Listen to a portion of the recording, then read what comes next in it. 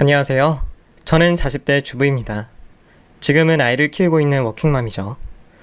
고등학교에서 선생님으로 일을 하고 있습니다. 남편도 고등학교 교사이고요. 저희 둘은 선생님이라는 직업으로 두 사람이 만나 사귄 지 6개월 만에 결혼을 했습니다. 저는 집안의 외동딸이고 남편은 남동생이 한 명 있었죠. 이렇게 제 소개를 기본적으로 좀 해야 제 얘기를 들으시는데 편하실 것 같아 지금 제가 어떻게 살고 있고 이 사연을 왜 쓰게 됐는지 조금은 이해를 하실 수 있을 것 같아서 간단히 제 배경을 설명해 봤습니다. 사실 제 인생에는 큰 문제가 없습니다. 저희 부모님도 그리고 시부모님도 너무너무 좋으시고 저야 뭐 형제 자매가 없으니 치고받고 싸울 만한 사이도 없고 남편도 결혼 후부터 지금까지 큰 싸움 없이 잘 지내온 터라 결혼 생활에도 큰 문제가 없죠. 저희 부부가 벌써 8년이 넘게 결혼 생활을 하고 있는데 유일하게 제 인생에 커다란 이벤트가 되고 신경이 쓰이게 하는 것은 다름 아닌 저희 도련님입니다. 한국 사회 특성상 결혼 유무에 따라 서방님과 도련님으로 호칭이 갈리지만 그냥 맘 편하게 도련님으로 칭하겠습니다. 저희 도련님은 저와 나이가 동갑입니다. 지금은 그냥 작은 소기업에 다니면서 돈을 벌고 있습니다. 시부모님 댁에 가서 술을 한 잔 마시면 항상 아버님이 저를 붙잡고 그런 얘기를 합니다. 준우 엄마야, 네 주변에 좀 참하고 좋은 사람 없어? 주변에 결혼하는 여선생들 많이 있을 거 아니야. 신부감으로는 교사가 1등인데 저 얼른 장가 보내야지. 제가 젊은 나이도 아닌데 혼자 저렇게 평생 살면 내가 죽을 때 그게 한이 될 것 같다. 저놈 장가 보내는 게 내 인생 최대의 숙제여 숙제. 좋은 사람 있으면 좀 소개 좀 시켜줘봐 하고 말씀하시곤 하죠. 그럼 옆에 앉아있던 어머님이 이 양반이 미쳤나봐. 집안 망신시킬 일 있어? 준우 엄마가 무슨 욕을 먹으려고 저놈한테 여자를 소개시켜줘. 됐어. 저런 미친놈은 그냥 저렇게 살다가 되지던 말던 냅둬야 돼. 지 주제에 무슨 결혼이야 결혼은. 아휴 한심한 새끼. 저런 것도 애새끼라고 내가 배 아파 나은 게 동네 망신이야 망신. 하면서 꼭 한마디씩을 덧붙이셨습니다. 사실 전 어머님 말씀이 틀린 게 하나도 없다고 생각합니다. 제가 뭐 친구가 많은 편도 아니고 주변에 사람이 많은 편도 아니지만 정말 도련님 같은 분은 처음 봤거든요. 그날 그런 말을 듣고 집으로 돌아오면서 저는 남편에게 여보, 아버님 너무하신 거 아니야? 어떻게 그런 일을 겪으셨는데 아직도 도련님 결혼을 시키려고 하시지? 도련님이랑 결혼하는 여자는 평생 무슨 죄야? 솔직히 웃기잖아.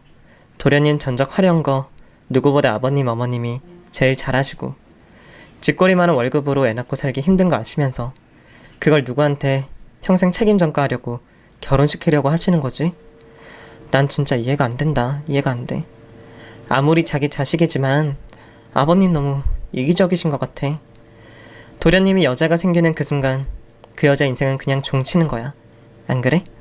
뭐 틀린 말은 아니긴 한데 그냥 부모 마음이 다 그런 거지 뭐. 난 엄마 입장도 이해되지만 아버지 입장도 조금은 이해돼. 솔직히 우리 부부가 사는 모습 보면서 아버지가 많이 좋아하셨잖아. 준우 낳았을 때도 아버지가 돈도 많이 챙겨주시고 뭐 손주가 좋아서 그런 걸 수도 있지만 항상 형준이를 붙잡고 형처럼만 살아라. 제발 더도 말고 덜도 말고 형처럼만 살아. 좋은 사람 만나서 가정 이루고 살았으면 좋겠어 하는 말씀을 많이 하셨어. 그러니까 그 새끼 진짜 정신 차리고 살았으면 이렇게까지는 안 됐지. 그러니까 그런 못난 짓을 하긴 왜 해. 진짜 한심한 새끼 하면서 답답한 마음을 표현하곤 했습니다. 솔직히 제가 가족이라도 진짜 속이 깝깝할 것 같다는 생각이 들었습니다. 시댁 식구들 말로는 어릴 때부터 동네에서 제 남편과 도련님을 많이 비교했다고 하더군요. 왜냐면 제 남편은 반장을 도맡아 하고 공부 잘하는 모범생이었던 반면 도련님은 사고나 치고 다니는 문자였거든요. 그러니 동네 사람들도 그리고 친척들도 항상 입을 모아 하는 말이 그 집안은 형이 잘 돼도 너무 잘 됐어. 동생도 형만큼만 됐으면 부모가 걱정이 없지. 항상 저놈은 어릴 때부터 말썽이었어. 어찌나 사고를 치고 다니는지 하면서 많이 비교 대상이 됐다고 합니다. 사실 저도 결혼을 하면서 많이 느꼈습니다. 아버님 어머님도 대놓고 제 남편을 도련님보다 훨씬 예뻐하시면서 차별하기도 하고 아직도 도련님은 캥거루족인데 저희 부부가 집에 오면 상다리가 부러지게 밥을 차려주시면서 우리 장남 많이 먹어. 먹고 싶은 거 없어? 장어 사다 줄까? 아니면 닭이라도 한 마리 푹 구워줘? 하면서 말을 하곤 하셨으니까요. 그렇게 저희 부부가 오면 방에서 도련님이 나와서 난리 났네 난리 났다. 누가 보면 형이 이제 막 결혼하는 줄 알겠다. 나 결혼했을 때는 장어는커녕 믹스커피 한 잔 내었으면서 아 진짜 너무한다 너무해 하며 불평불만을 부린 적도 있었습니다. 솔직히 그때 저 좀 많이 민망하더라고요. 부모님이 대놓고 동생과 형을 차별하는 모습이 제가 보기에도 좀 아니었거든요. 아무래도 제 직업이 학교 선생이다 보니까 이렇게 자식 차별하면서 키우는 게 얼마나 나쁜 행동인지 누구보다 잘 알고 있었거든요. 그러니 도련님이 그 집에서는 문제하고 항상 사고만 치는 말썽꾸러기였지만 제 눈에는 가끔 안쓰러워 보이기도 했습니다. 하루는 남편에게 먼저 여보, 근데 도련님 말이야. 왜 이렇게 집에서 천덕꾸러기가 된 거야? 아니 사람은 착하고 괜찮잖아. 외모도 괜찮고 여자친구도 많았을 것 같은데? 하고 물었던 적이 있었죠. 남편은 제 말을 듣고 피식 웃더니 그러니까 문제야. 지가 잘생긴 걸 아니까 그게 문제인 거야. 제가 어릴 때부터 동네에서 인기가 좀 많긴 했어. 시내 같은 데 나가면 연예인 기획사에 다니는 매니저인지 뭔지 뭐 실장인지 아는 그 사람들이 명함도 주고 그랬다니까. 되게 유명한 연예인들이 소속되어 있는 회사였는데 그 회사에서 명함을 받았다면서 자랑도 하고 그랬지 뭐. 차라리 연예인이라도 됐으면 돈이라도 많이 벌고 유명하기라도 하니 사고는 안 치지. 근데 저거 뭐 꿈도 없고 미래도 없고 공부도 하기 싫고 지 얼굴만 믿고 여자들을 홀리고 다니니 부모님이 꽤나 골치 썩었다니까. 아 진짜 얼굴 믿고 저러는 거 꼴배기 싫어 죽겠어 하고는 동생 욕을 하더라고요. 그 당시 저는 신혼이었고 남편과 결혼한 지 얼마 되지 않았는데 남편이 연애 때부터 동생 험담을 많이 해서 대체 어떤 사람이길래 저렇게까지 욕을 하나 싶은 생각이 들었습니다. 상견례 때 도련님을 처음 봤는데 정말 얘기를 들었던 것처럼 잘생긴 외모였고 키도 크고 여자라면 한 번쯤 시선이 가는 사람이었죠. 집안에서 홀대를 받고 자랐다고 했지만 상견례 자리까지 나와서 사돈어른 제 술 한잔 받으시죠. 저희 형이랑 형수 잘 살 수 있게 제가 진짜 많이 돕겠습니다 하면서 저희 부모님께도 넉살 좋게 행동하는 걸 보고 사람 참 좋네, 저러니까 여자들이 좋아하지 라는 생각이 들게 하는 사람이었습니다. 그러니 남편이 도련님을 안 좋게 말하는 게 이때까지만 해도 이해되지 않았죠.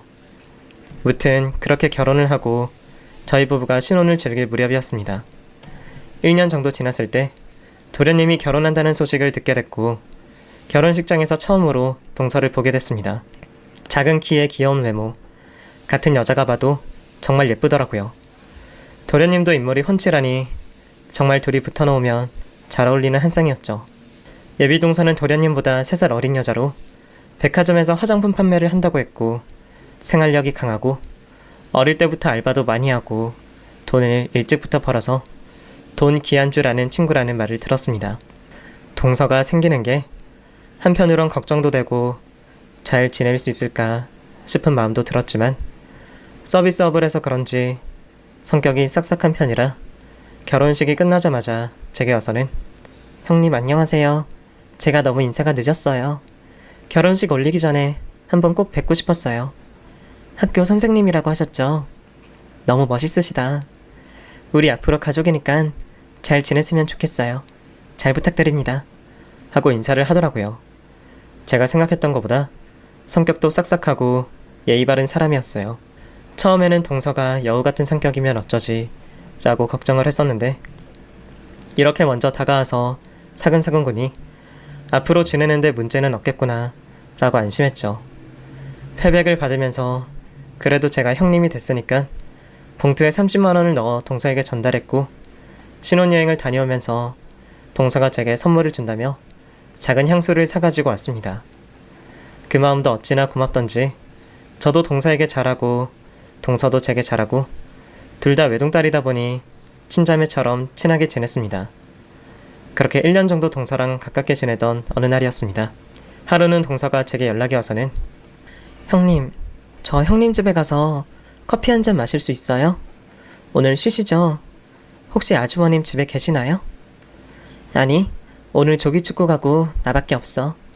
우리 집에 와. 동서 내가 커피 줄게. 하고 말을 했는데 목소리가 엄청 떨리더라고요. 그러니 무슨 일이 있구나. 도련님이랑 싸웠나? 라는 생각이 자연스럽게 들었죠. 신혼생활하면 한 번 정도는 크게 싸운다고 하니 이참에 잘 타일러줄 생각으로 불렀습니다.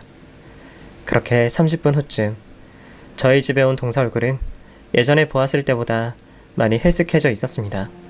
무슨 일이야? 왜 이리 얼굴이? 도련님이랑 싸웠어? 하고 물었더니 갑자기 막 울기 시작하더라고요. 형님, 저 그 사람이랑 헤어질 것 같아요. 아니, 헤어져야 할 것 같아요. 그 사람 휴대폰을 봤는데 여자가 있는 것 같아요. 아직 확실하진 않고 누군지도 모르고 제가 아는 사람도 아닌 것 같은데 바람이 난 것 같아요. 어떡해요, 형님? 저 어떡하면 좋아요? 하고 제 앞에서 펑펑 울더라고요. 저는 말도 안 된다고 생각했습니다. 결혼한 지 얼마나 됐다고 바람이라니. 제 입장에선 도저히 믿을 수가 없는 부분이었죠. 아니, 동서, 확실해? 직접 본 건 아니잖아. 아무리 그래도 그렇지. 결혼한 지 1년 만에 바람이라니. 해도 너무한 거 아니야? 우선 휴대폰에 있는 증거 자료 전부 다 캡처해서 동서가 갖고 있어.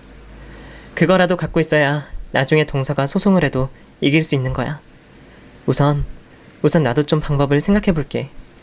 내가 연락할 때까지 우선 티내지 말고 지켜보자. 그 정도는 할 수 있지? 모르겠어요. 저 자신 없어요. 지금도 손이 부들부들 떨리는 게 어떻게 해야 될지 모르겠어요. 동서, 내 말 잘 들어. 여기서 정신 차리고 똑바로 행동해야 돼. 나중에 도련님이랑 이혼을 하든 아니면 눈 감아주든 무튼 확실하게 증거 수집하고 다그쳐야지. 위자료를 받든지 아니면 도련님 평생 잡고 살 수 있어. 절대 감정적으로 대처하지 말고 일단은 아무렇지 않은 척 평소대로 굴면서 증거부터 확보해. 그리고 다시 의논해보자. 라면서 동서를 달래줬습니다. 다행히 제 말에 용기를 얻었는지 동서는 독하게 마음을 먹은 것 같더라고요. 저는 그 뒤로 동서와 수시로 연락했습니다. 워낙 멘탈이 약한 동서에게 제가 연락할 때마다 동서는 울고 있었고 도련님이 바람을 피고 있는 증거를 모으겠다며 다니던 직장도 관두고 그 사람을 쫓아다니겠다고 했습니다. 그리고 따로 남편한테는 말을 하지 않았어요. 팔은 안으로 굽는다고 어찌됐든 자기 동생이니까 도련님 편을 들어줄 것 같아 철저히 비밀로 했죠. 그렇게 동서는 동서대로 바람의 증거를 모으고 저는 저대로 어떻게 하면 조금이라도 동서가 유리해질 수 있을지 사람들에게 여기저기 묻고 다녔습니다. 이런 게 실례일 수도 있지만 동료 교사 중에 남편의 발음으로 이혼한 사람이 있었는데 그 친구에게 따로 연락을 해서 밖에서 만나 방법을 물어보려고 호프집에서 맥주 한잔 하자고 한 날이었죠. 지금도 그날의 기억이 선명한 것이 그날은 제 생일이었는데 제가 아이들 야간 자율학습 담당하는 날이라 밤 10시가 되어서야 시내에서 만남을 가졌습니다. 원래 남편과 시간을 보내려고 했는데 제 남편도 그날 당직이라는 말에 제가 서운해서 남편에게 한 소리를 하기도 했거든요. 그렇게 남편에게 한바탕 하고 동료 교사와 시내 호프집에서 만남을 가진 그때 제가 문을 열고 들어가자마자 저는 바로 밖으로 뛰쳐나왔습니다. 왜 그래? 무슨 일이야? 누구 있어? 하고 묻는 그 사람에게 세상에 미쳤나봐. 여기 있어. 우리 도련님 바람났다고 했잖아. 그 사람 지금 저 안에 있어. 그것도 다른 여자랑.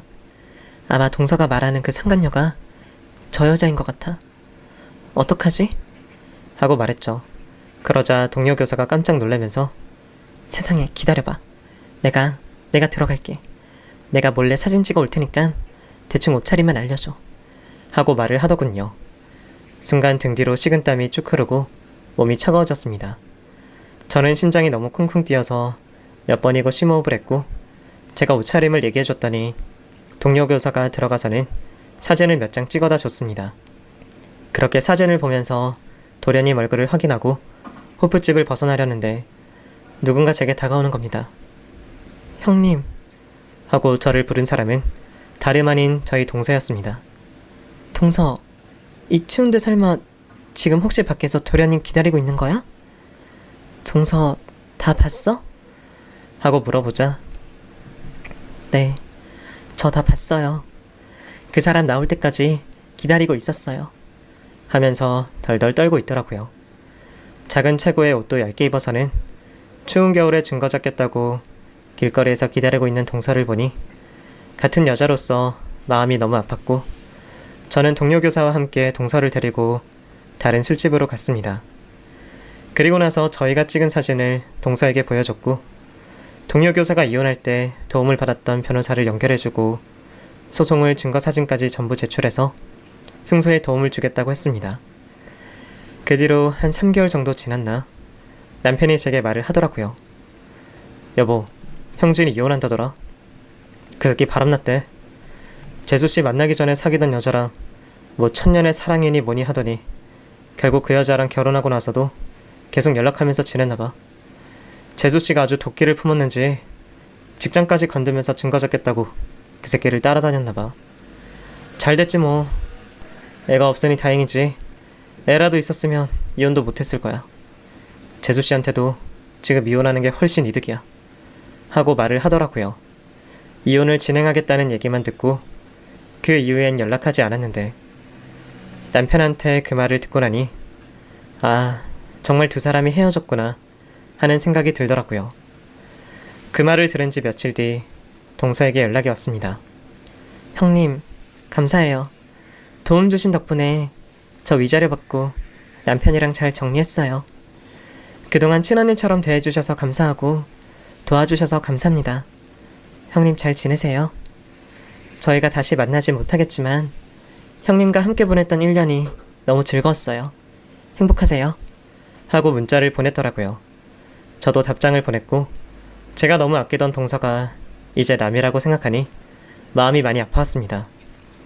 도련님이 너무 미웠고 대체 남자라는 족속은 왜 저러는 걸까 하는 생각에 남편과도 한동안 많이 싸웠습니다.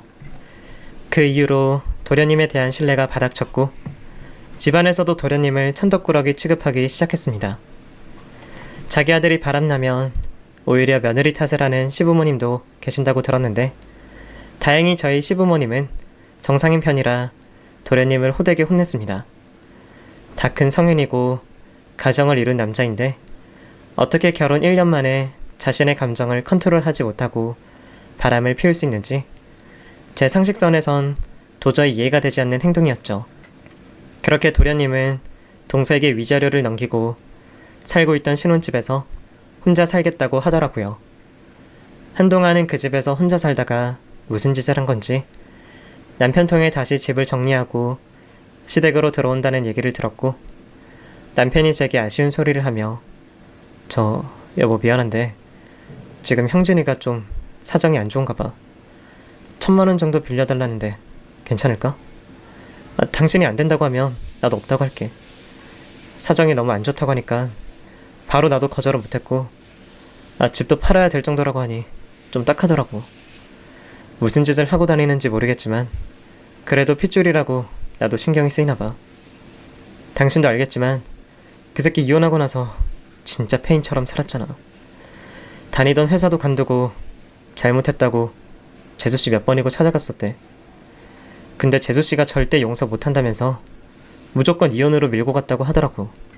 솔직히 내 동생이라 그런지 그냥 재수씨가 한번 눈 감아줬으면 했는데 그게 안 되나 봐. 뭐 부부 사이 문제니까 내가 뭐라 할 순 없지만 그냥 좀 안타깝더라고. 그래서 당신만 괜찮으면 1,000만 원 정도 좀 빌려주려고 하는데 어때? 하고 묻는 겁니다. 그렇게 해. 솔직히 나는 빌려주고 싶지 않은데 당신 마음 불편할 바에야 그냥 1,000만 원 정도 없는 돈이라고 생각하고 도련님에게 줄게. 솔직히 당신도 알잖아. 그 돈 못 받을 생각으로 주는 거 아니야? 나한테 거짓말하긴 싫고 당신 마음은 쓰이는데 어떻게 할지 모르니까 나한테 물어본 거잖아. 드리자. 상황이 되면 우리한테 갚을 테고 아님 어쩔 수 없는 거지 뭐. 그래도 우리가 빌려주고 나면 좀 신경의 변화가 생기지 않을까? 돈 1,000만 원으로 사람 살리는 건데 나쁘지 않은 방법이라고 생각해. 하고 대답했습니다. 솔직히 마음이 쓰렸습니다. 적은 돈도 아니고 어디에 쓸지도 모르는 돈인데 10만원, 100만원도 아니고 1000만원이라니. 겉으로는 쿨한 척 했지만 속이 많이 쓰렸죠. 하지만 도련님이 안쓰럽기도 했고 도련님이 이혼을 한 부분에 있어서 저도 어느 정도 공조한 터라 마음이 불편한 것도 사실이었습니다. 물론 남편은 죽어도 모를 테고 동서가 말할 일도 없겠지만 그래도 제 마음에 제가 조금은 남아 있었거든요. 돈 1000만원에 제 마음이 편해진다면 그 정도야 줄 수 있다고 생각했고 제 허락을 받고 남편은 도련님에게 1000만원을 빌려주었습니다. 애도 아니고 다 큰 성인인데 그 돈이 어떻게 쓰이는지 어디로 가는지 저희는 굳이 묻지 않았는데 그 돈을 빌려준 게 이런 일을 몰고 올 거라는 건 상상도 못했었죠. 도련님이 이혼을 하고 난 뒤 1년 정도 시간이 흘렀습니다. 그 사이 시댁에 자주 찾아갔지만 도련님은 그동안 한 번도 만날 수 없었고 어머님에게 소식을 물으면 몰라. 요즘 바쁘다고 하더라. 뭐 새로 일을 시작한 건지 뭔지. 알아서 살겠지 뭐. 애도 아니고 뭐. 오늘 너네 온다고 말했더니 오랜만에 얼굴이나 본다면서 저녁 먹으러 온다고 하더라. 웬일인지 참. 하면서 관심이 없다는 듯 말씀하셨죠. 그렇게 다 같이 모여 저녁을 먹고 있는데 때마침 도련님이 집에 들어왔습니다. 다들 모여있네? 엄마랑 아버지한테만 먼저 말하려고 했는데 형이랑 형수가 온다고 해서 그냥 지금 얘기합니다. 저 결혼하려고요. 좋은 사람 만나게 됐는데 결혼까지 생각하고 있습니다. 조만간 인사드리러 올게요. 하고 발표를 하더라고요. 솔직히 그 말을 듣고 또 어떤 여자가 희생양이 되는 건지 궁금하기도 했고 결혼을 꼭 해야 하나? 이런 생각도 들었습니다. 하지만 저와는 달리 시아버지는 반기는 분위기였어요. 반면 남편은 도련님이 다시 결혼한다는 소리에 화를 냈습니다. 미쳤어? 야, 바람 펴서 이혼당한 지 얼마나 됐다고. 무슨 결혼은 결혼이야. 아, 형. 내가 그때는 잠깐 실수한 거고 이제는 안 그래. 완전 정신 차렸다고. 나도 좋은 여자 만나서 다시 새 출발해야지. 언제까지 부모님 집에 얹혀 살 수 없잖아? 이제 어엿한 가장이 될 거야. 열심히 일하고 가정에만 충실할 거라고. 정말 말은 청산유수로 뻔지르르 잘하더라고요. 그 말에 남편이랑 시부모님은 다시 한번 도련님을 믿어주는 모양새였어요. 저는 당연히 믿지 않았죠. 바람을 한 번도 안 핀 남자는 있어도 한 번만 바람 핀 남자는 없다는 게 평소 제 지론이었거든요. 분명 결혼하면 또 바람날 게 불보듯 뻔했습니다. 하지만 제가 이래라 저래라 할 문제는 아니니까 그냥 조용히 있었습니다. 그러다가 도련님이 부모님께 인사를 드리기 전 저희 부부와 먼저 식사 자리를 제안했습니다.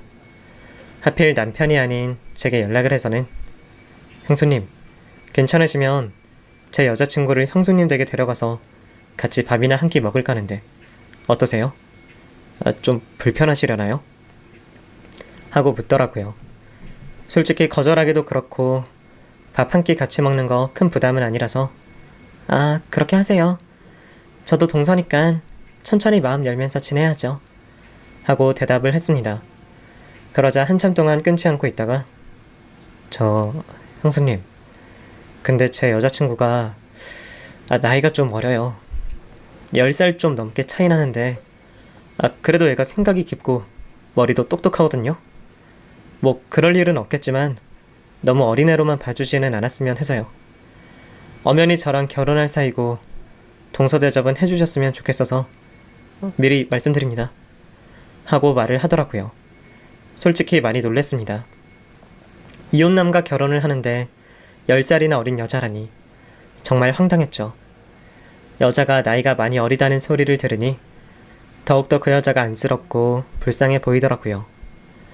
대체 뭘 보고 도련님과 결혼을 결심한 건지 모르겠지만 또 한편으로는 첫 만남부터 저를 너무 경계하는 것 같아서 기분이 좋지 않았습니다. 초대에 응하긴 했지만 괜히 오케이 했나 싶은 생각도 들었고요. 이러나 저러나 오기로 했으니 우선 약속 날짜가 잡힌 그날 저는 아침부터 음식을 준비했습니다. 숟가락만 하나 더 넣으면 된다고 했지만 그래도 손님인데 그렇게 할 수가 있나요? 아침 일찍 마트에 가서 장도 보고 너무 추레하게 보이고 싶지 않아서 입고 있을 옷도 몇 개 샀습니다. 잡채, 불고기, 아구찜까지 인터넷 레시피를 보면서 하루 종일 음식을 했고 저녁에 도련님과 예비동사가 오기만을 기다렸습니다. 음식을 다 해놓고 TV 보는 남편 옆에 앉아서 아니 도련님은 부모님께 인사를 드려야지 왜 우리 집에 먼저 인사를 온다고 한 걸까? 뭐 보여주기식인가? 어린 여자 만난다고? 하고 말을 했죠. 제 말을 듣던 남편은 아 그런가 보지 뭐. 당신이 이 새끼 뭐 말 들어보니까 엄청 어리던데? 난 10살 정도 차이 나는 줄 알았더니 한참인가 봐. 만나서 얘기하자고 하는 걸 보니 그 새끼가 왜 우리한테 돈을 빌려갔는지 알겠더라고. 10살이 넘는 여자 만나면서 여자 돈 쓰게 하기 싫었겠지. 그리고 요즘 젊은 애들 당신도 알다시피 보통 아니잖아. 돈 없는 나이 많은 남자 만나고 싶겠어? 이왕이면 나이가 많아도 돈 많은 남자 만나고 싶지. 안 그래? 아휴, 꽃뱀이나 아니면 다행이지 싶은 생각이 드는데 그래도 결혼까지 생각하고 있고 그 여자도 동의했다고 하니 뭐 만나는 봐야지 뭐. 오죽하면 걔도 우리한테 먼저 보여주겠다고 하겠어? 자랑하고 싶은 거겠지 뭐. 자기도 할 수 있다고 보여주고 싶은 거겠지. 그냥 모르는 척하고 축하해주자고 하면서 한숨을 푹 쉬더라고요. 그렇게 저녁 시간이 되고 도련님에게 도착했다는 전화가 왔습니다. 저는 음식을 데우려고 가스불을 켰고 초인종 소리가 들리더라고요. 형수님, 저예요. 여자친구랑 같이 왔어요. 하고 문을 연 그때 남편이 먼저 마중을 나갔습니다. 아, 반갑습니다. 잘 오셨어요. 하고 인사를 하고 저도 앞치마를 내려놓고 인사를 나간 그때 저는 너무 놀라 그 자리에서 굳어버렸습니다. 너 세범이 아니니? 하고 제가 이름을 부르자 저를 보고 깜짝 놀래더라고요. 너 박세범. 야, 너 진짜. 도련님, 지금 뭐 하시는 거예요? 어떻게 쟤랑 결혼을 한다는 게 지금 말이 되나요? 아니야, 정말 기가 막혀서. 여보, 문 닫아. 당신 빨리 문 닫아. 하고 제가 나지막하게 말하자 남편은 아무 말도 하지 못하고 제가 시키는 대로 현관문을 닫았습니다. 그리고 저는 바로 도련님의 여자친구라는 사람에게 달려가 머리차를 잡았습니다. 너 미쳤어? 지금 제정신이야? 야, 네가 지금 뭐? 결혼? 너 부모님이 이거 아시니? 어? 너 무슨 생각으로 이러는 건데 대체? 하고 제가 소리를 지르자 남편과 도련님이 저를 말리기 시작했습니다. 아, 왜 이래 진짜? 아, 당신 왜 이러는 건데? 여보, 이거 놓고 말해. 무슨 일인지 모르겠지만 말로 하자고, 말로. 하면서 남편이 저를 말리는데 전 너무 화가 나서 그 자리에서 도련님의 여자친구를 밀치고 바닥에 주저앉았습니다. 여보, 쟤가 누군지 알아? 쟤 우리 반 학생이야. 내가 가르치는 애라고. 근데 뭐 결혼? 쟤 고등학생이야, 여보. 쟤 우리 반 학생이라고. 고등학생이라고. 뭐? 고등학생? 야, 너 이 새끼, 야, 이 미친놈아. 너 돌았어? 어떻게 고등학생이랑 결혼하냐? 어? 야, 너 솔직히 말해봐. 얘 고등학생인 거 알고 만난 거야? 이 정신 빠진 새끼. 야, 이 미친 새끼야. 하면서 남편이 주먹으로 도련님 얼굴을 쳤습니다. 그러자 저희 반 아이인 세범이가 그만하세요. 그만요. 제발. 쌤, 제가 잘못했어요. 제가 말 안 했어요. 고등학생이라고 말 안 했어요. 근데 저 어차피 학교 자퇴할 거예요. 제가 쌤한테도 몇 번이나 상담했었잖아요. 자퇴한다고 말씀드렸었잖아요. 그거 이 사람이랑 결혼하려고 그런 거예요. 저 진짜 이 사람 사랑해요. 진심이에요. 그러니까 제발 우리 결혼할 수 있게 두세요. 저도 이 사람이랑 쌤이 가족인 거 전혀 몰랐고 지금 제일 당황스러운 건 저예요. 내일 당장 학교 가서 자퇴서 낼게요. 그러니까 제발 친구들한테 얘기하지 말아주세요. 쌤 부탁해요. 하고 제 앞에 무릎을 꿇더라고요. 너무 기가 막혔습니다. 이 두 사람이 어디서 어떻게 만났는지 무슨 짓을 했는지 그런 것 따위 중요하지 않았고 앞날이 창창한 애가 이혼남한테 빠져서는 다짜고짜 이 사람을 사랑한다고 하니 정말 너무 기가 막혀서 무슨 말을 해야 될지 모르겠더라고요. 그리고 무엇보다 세보미는 미성년자였습니다. 이거 범죄 아닌가요? 저는 그렇게 생각하는데 그들은 아무렇지 않은 듯 자기네들은 사랑이라고 생각하는 것 같더라고요. 저는 몇 번 심호흡을 하고 여보, 미안한데 도련님 좀 데리고 밖에 나갈래? 나 얘랑 얘기 좀 해야겠어. 하고 말했더니 남편이 도련님 멱살을 잡고 끌고 나가더라고요. 그리고서 그 친구와 식탁에 마주 앉아서 세범아, 너 이러려고 자퇴한다고 했던 거야? 아무리 그래도 그렇지. 난 그냥 네가 한때 겪는 일탈 같은 거라 생각했어. 너 저 사람이 어떤 사람인 줄이나 알고 결혼을 하려고 하는 건데, 어? 결혼이 어떤 건지는 알아? 결혼은 인생을 바꾸는 일이야. 네가 그렇게 단순하게 생각할 문제가 아니라고. 아니, 네 얘기나 좀 들어보자. 대체 왜 저 남자랑 결혼을 하려고 하는 거야? 너보다 나이도 18살이나 많고 저 사람 완전 그냥 아저씨잖아. 돈을 잘 버는 것도 아니고 내세울 게 하나도 없는데 왜 대체 결혼하려고 하는 건데? 하고 물었더니 세보미의 입에서 나온 얘기는 충격적이었습니다. 아빠 같아서 결혼하고 싶었어요. 쌤은 알잖아요. 제가 부모 없이 자라서 힘들었던 거. 근데 저 사람이 저를 아빠처럼 대해줬어요. 갖고 싶은 게 있으면 사주고 먹고 싶은 게 있으면 먹여주고 제가 할머니랑 살면서 거지 같은 집에서 살기 싫고 아파트에 살고 싶다고 했더니 저 사람이 그럼 자기가 사는 아파트에서 같이 살자고 했어요. 그래서 거짓말했어요. 저 사람은 제가 고딩인 거 몰랐어요. 물론 지금 쌤 때문에 알게 됐지만 쌤만 여기저기 말 안 하고 그냥 조용히 해주시면 그냥 저희 잘 살 수 있어요. 지금 당장 결혼하겠다는 거 아니에요. 저도 제가 학생이라 지금 결혼 못하는 것도 알고요. 혼인신고도 일찍 할 생각 없어요. 그냥 정말 제가 누릴 것만 누리고 살고 싶어요. 그러니까 제발 제 인생에 끼어들지 마시고 그냥 모른 척 살면 안 돼요? 선생님이 방해하는 바람에 모든 게 다 엉망진창이 됐잖아요. 쌤이 제 인생 책임질 거예요? 네? 막말로 저 졸업하면 그냥 남인데 왜 제 맘대로 못하게 하는 건데요? 왜 제 맘대로 아무것도 못하게 하냐고요? 하면서 소리를 치더라고요. 저는 그 말을 듣고 정말 기가 막혔지만 그래도 제가 이 아이를 끝까지 지키는 게 제 몫이라는 걸 알기에 앉아서 차근차근 아이에게 설명하기 시작했습니다. 세상엔 돈이 전부가 아니다. 결혼이라는 건 정말 인생이 뒤바뀌는 엄청난 이벤트다. 그 사람이 내게 얼마를 썼는지 모르겠지만 그 돈 중에 심지어 내 돈도 있다라는 말까지. 저도 이판사판 난장판으로 될 대로 되란 식이었지만 무슨 생각으로 그 애를 설득하려 들었는지 아직도 조금 혼란스럽습니다. 그렇게 그 아이와 마주 앉아서 거의 6시간 동안 얘기를 나눴습니다.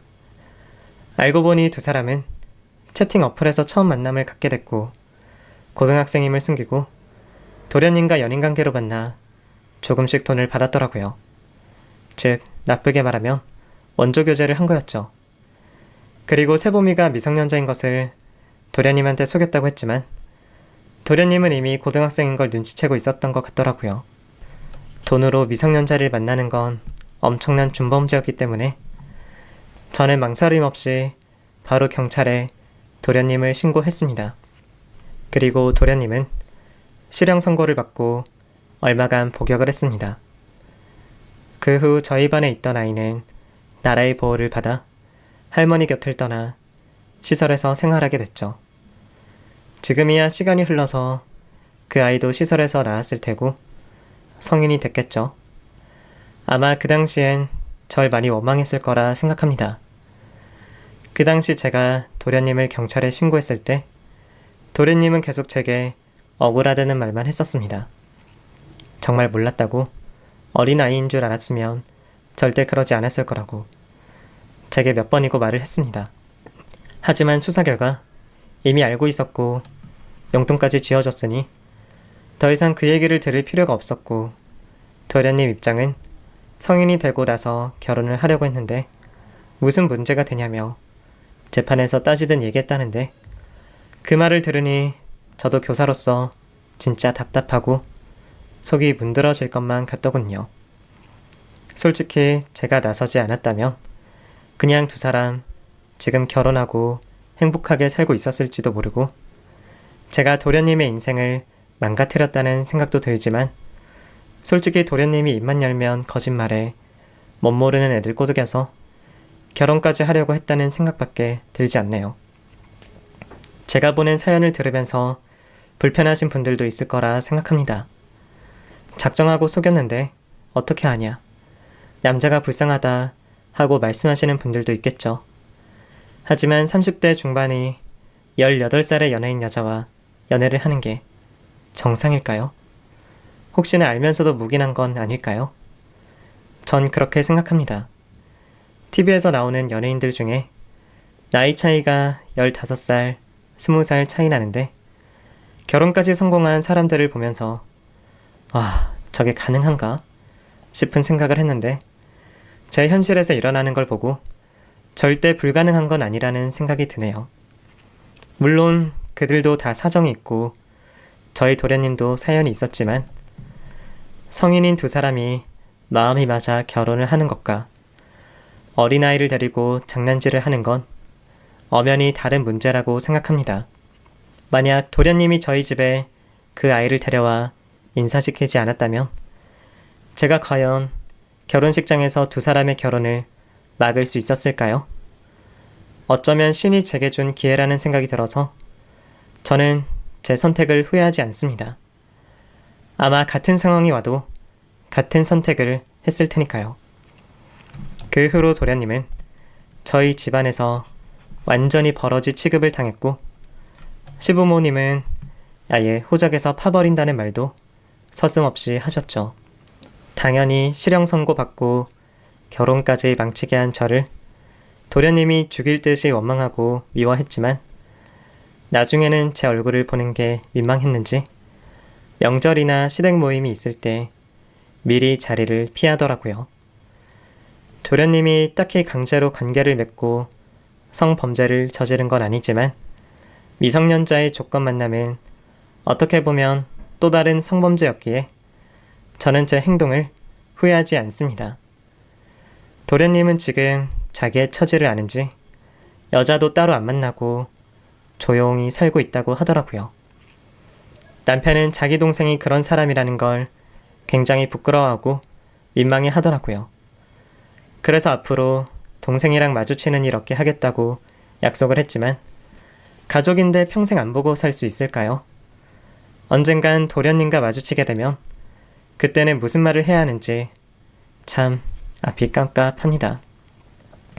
게다가 시부모님 역시 겉으로는 저를 탓하지 않지만 그래도 저 때문에 자기 아들에게 빨간 줄 생긴 걸 은근히 원망하시는 눈치더라고요.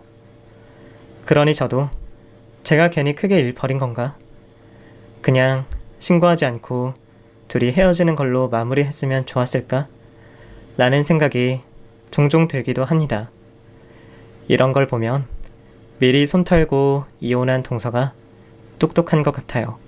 무튼 도련님만 아니면 저희 가족 문제 없이 행복하게 잘 살 수 있었을 텐데, 이런 사단이 벌어져서 중간에서 제 입장이 참 난처합니다. 부디 도련님께서 이제는 정신 차리고 사셨으면 좋겠습니다. 어디 가서 이야기하기도 참 부끄러운 가정사라 친한 친구들한테도 말 못할 사연이었는데, 여기에 마음껏 털어놓으니 그동안 받은 스트레스가 어느 정도는 풀리는 것 같습니다. 저희 가족이 다시 화목하게 살 수 있도록 많은 응원 부탁드립니다. 그럼 지금까지 긴 사연 들어주셔서 감사합니다. 모두들 건강하시고 행복하세요.